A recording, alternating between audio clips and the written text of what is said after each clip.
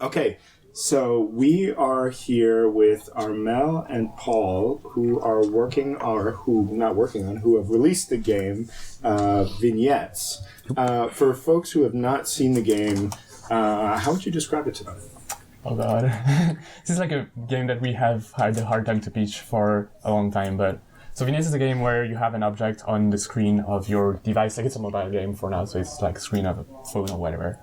And you swipe to just spin the object around, and under some specific angles, when you look at the object, it just like shape shifts into a different object. It's like, for instance, you're looking like at a TV, like television, and you spin it around so that from the side it's just kind of a square, and then you keep moving and it's like became a different object, like a book that has the cover, like a square cover. And that way you just like keep exploring this kind of map of objects that like changes over time as you keep moving through the objects. Yeah, it's like kind of an exploration game. It's like very different like look, but like it's at the core it's like exploration game. You need to find new object, find secrets and stuff. So. Yeah. And yeah, on top of that, you can like interact with each object, or like most of the objects have like specific interactions you can do if you just like zoom on them and then tap on them and tinker with them. So the whole game is about like moving from object to object, but also interacting with individual objects to kind of like unlock secrets, or like maybe alternative like path to different objects and stuff like that. You two make up most of the team for the game, right? What are your roles in the process? We like share the design process of the game. It's just like us two talking together about what we want to do. The original kind of like main prototype of the game is something that I just came up with on my own, but it just like we started actually working on the game when we started working together on it. It just like became something completely different. And then beyond that, Armel's doing most of the programming. I'm just doing like some tiny scripts sometimes, and they're terrible. And I'm doing pretty much all of the art, so that's the split. And then we have David, who's doing the sound, the audio for us. And Pat, who's helped us on like producing management help sometimes. But that being said, also Armel does a lot of like producing work on site. It like basically we can do like a lot of stuff. So like even if Paul is in charge of the art, I also did some tiny part like the colors palette and stuff, and I was in charge of like the programming part, but Paul did like a bunch of it too. So like that was really like kind of like ping pong between the two of us.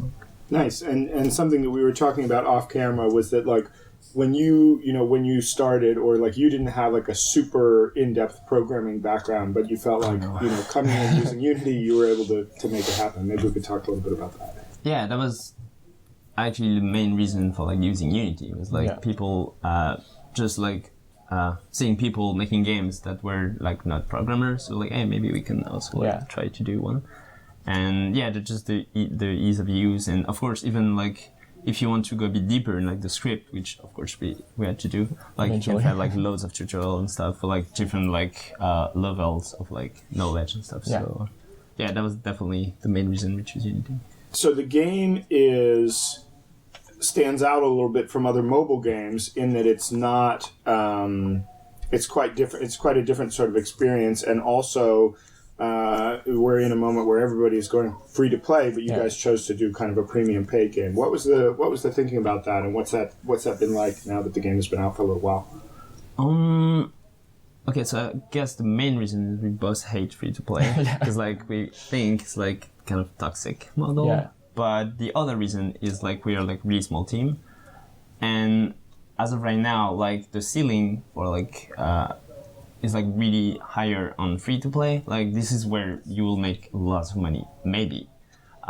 But with premium game, the floor is actually higher than with free to play. Like free to play, you can do like if you somehow fail your like micro transaction, in-app flow, whatever. Like the you will not make any money. But like premium, you will like at least sell a bit.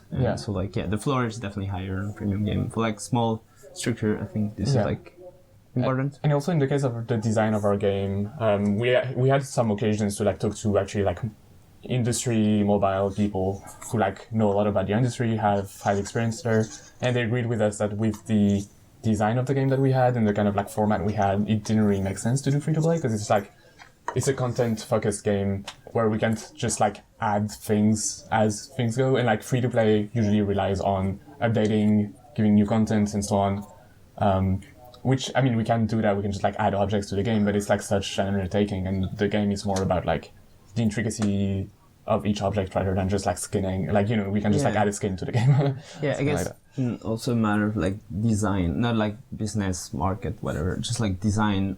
With premium, you get like an initial like commitment for the player, because like they put like some money. It's not much, like 3 years, but like they put some money into the game, so they will at least stick for like maybe 10, 20 minutes, whatever.